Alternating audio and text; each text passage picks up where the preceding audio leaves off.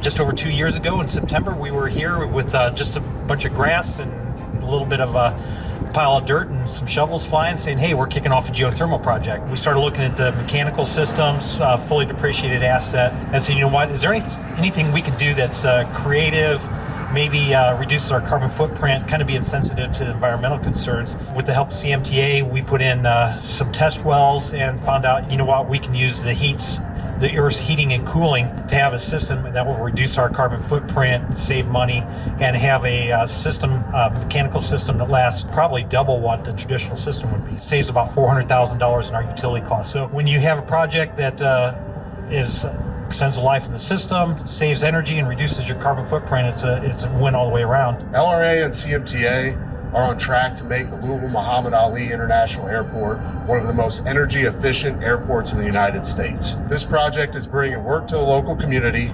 It's an investment in the future of the airport and the environment. The carbon reduction at this airport is equivalent to planting 500 acres of trees. And this project, it exemplifies best-in-class performance and ingenuity. It's a remarkable achievement for the airport, the aviation industry, and our city.